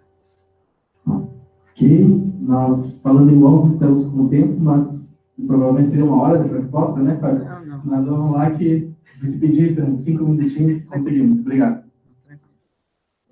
Agradeço, e acho que você traz uma coisa importante para essa sala, que é a polêmica franca, que não é algo que é presente na cultura brasileira, nem na cultura universitária, nem às vezes na cultura política, né?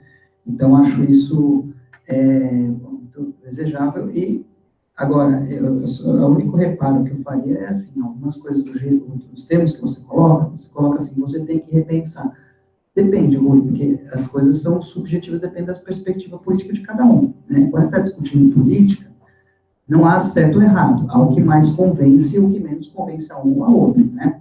Então, eu conheço as referências que você fala, eu conheço as discussões sobre leninismo, eu conheço as discussões sobre stalinismo. Agora, estou fazendo aqui uma exposição cujo a essência é procurar alguns elementos que eu acho fundamentais para pensar o mote que foi pensado, posto à esquerda para além da esquerda, né? Eu acho que ficou claro na minha exposição, se não ficou, foi um defeito dela, as críticas que há ao que se tornou a União Soviética. Né? De todos os 4 pontos que eu coloquei, eles estão ali colocados. Agora, se você acha que a perspectiva da Revolução, por exemplo, é uma perspectiva ultrapassada, essa é a sua perspectiva, eu não acho. Né? Com isso, eu não estou querendo dizer que o caminho da Revolução do século XXI é a tomada do Palácio de Inverno, ou é a guerra armada, não estou dizendo o que será a Revolução do século XXI, ninguém sabe. Né? A convicção que eu tenho é que ela é uma necessidade histórica, e, de novo, não é uma convicção da minha cabeça, é o que está na sociedade. A gente olha na sociedade engrenando. Uma putrefação da sociedade, não só aqui, mas em outros, mas aqui, como sempre, na periferia, em velocidade, em ritmo acelerado. E você vê as alternativas que tem, as alternativas históricas que foram tentadas. E como eu falei, você pode tirar 2 lições. Eu estou entendendo que você está no campo de uma delas, que é assim, bom, precisamos, então, melhorar a estratégia do reformismo. Eu entendo que o reformismo não funciona como estratégia de mudança, por questões que também não pude desenvolver aqui, que eu acho, inclusive, é uma discussão mais fecunda do que o Lenin, o Trotsky, para quem está aqui na periferia, é o padrão de luta de classe na América Latina, a gente como Florestan Fernandes. Então, eu estou no campo de que acha que a reforma, então, não há um caminho, não por simpatia ou por personalidade, por temperamento, mas por constatação empírica, quer dizer, teórica e prática. Já falei, a diferença teórica principal, no caso da periferia, Florestan, por exemplo, prática, você tem a experiência chilena, você tem essa experiência dos governos petistas. Agora, como eu falei, tanto na experiência chilena como na experiência petista, as pessoas veem experimentam os mesmos processos e tiram lições diferentes, né?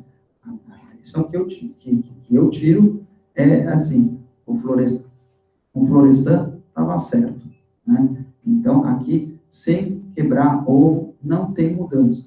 Como é que vai ser essa revolução? Não sei, não está colocado. Agora, o primeiro passo que eu vejo com muita clareza é o seguinte: construir uma esquerda que vá além da esquerda na América, no Brasil, é tirar o corpo morto do PT da frente.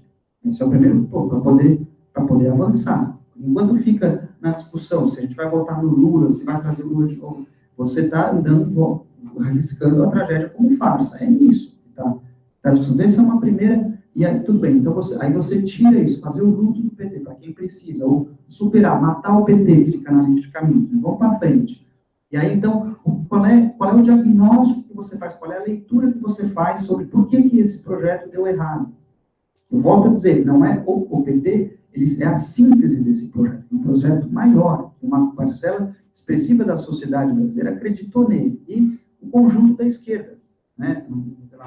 Aí, a leitura que eu tiro é essa que eu falei. Não há espaço para mudança dentro da ordem. Portanto, você precisa formar as organizações de militância preparadas para essa briga. Esse é o tamanho da briga. Como eu falei na figura de imagem. Uma coisa é você achar, se você acha que a reforma é um caminho para mudança, então você vai treinar alguém para enfrentar, digamos, para fazer uma briga com o Lucas, né? Agora, se você acha que o problema é desse tamanho, é muito maior, você tem que se preparar para enfrentar o Mike Tyson com o Anderson Silva armado e o juiz é deles, né? Então, essa que é a diferença. Então, eu estou dizendo que nós temos que se preparar para enfrentar o Mike Tyson com o Anderson Silva no octógono, eles estão armados, o juiz é deles. Então, é isso. Esse é o tamanho da briga, se você quiser mudar. Como é que isso se concretiza em termos de organizações, de projetos, de diagnóstico? Esses são os desafios da criatividade da esquerda. E aí eu estou de acordo com você. Eu acho que as referências do século XX, elas ensinam, elas ajudam muito mais do ponto de vista de ver o que os limites e as falhas, né? E aí eu encerro com outra citação do Fernando Heredia, esse intelectual que eu falei. Ele dizia assim, que acha que a gente tem que olhar para as experiências do século XX como socialismo primitivo. Ele falava tanto da União Soviética como das experiências cubanas. Nisso, o que estava colocado? Dizendo o seguinte: você pensar, assim como a transição do capitalismo do feudalismo para o capitalismo, do processo secular, né? O horizonte, se o mundo não for para acabar, seja pela barbárie, seja pela questão ecológica, né? O horizonte é socialista. E aí, olhando nessa perspectiva mais ampla, essas experiências originárias do socialismo, o socialismo primitivo. Mas, se a gente olha para o outro lado, e o capitalismo do século XX? O que ele ofereceu do ponto de vista da democracia? Já que você fala, eu não vi suficientemente a discussão do autoritarismo. Essas sociedades são os Estados Unidos é uma sociedade democrática, o Brasil é uma sociedade democrática. Então, essa que é essa problematização que eu faria aí, o que você colocou. Mas eu acho muito importante, mais do que tudo, a polêmica franca.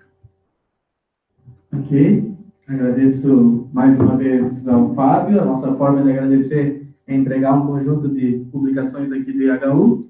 Muito obrigado. Eu esqueci de falar. Se alguém tiver interesse nos livros, é R$30. Tá bom. E só para efeitos da nossa organização, ultrapassamos um pouco o horário, porque a polêmica franca, né, vou dar essa expressão, sempre é bem-vinda. 16 horas e 5 minutinhos, a gente volta, ou seja, 10 minutos de intervalo, e voltamos então para a última exposição da Alana. Ok? Obrigado, Frank. Sem encontrar os livros na livraria. Você encontra, o melhor lugar é encontrar no site da editora Elefante. Sim, aqui já não tem mais na livraria Saraiva. Esse aqui você encontra, esse aqui eu não sei. Esse aqui tem em algumas livrarias, o outro eu não sei se ele está distribuído. Eu sei que na Cultura tem, na Livraria da Vida, na Cabeça do Rio de Janeiro. Porque como são editoras pequenas, não tem distribuição nacional. Tem algumas é muito interessante, é um processo todo coletivo, né? Sim. Sim. Esse aqui? Mas por que tu tem para dar para ver? Tá joia.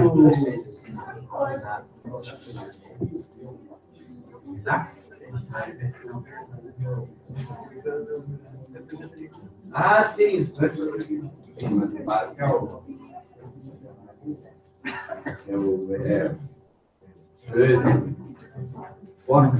Rodrigo.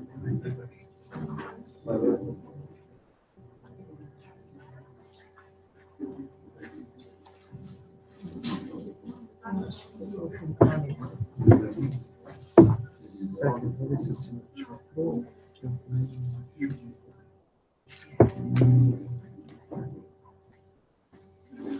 Isso.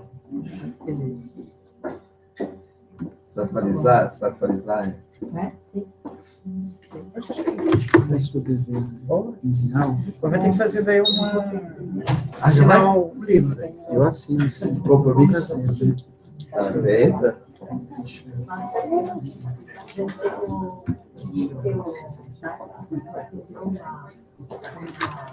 Ontem. Rodrigo, Lucas. É. Você...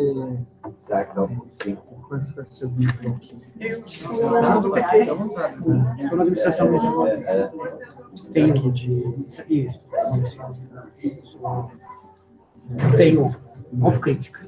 Ah, Por isso, acredito que é importante um Estava o secretário. Como é que chama?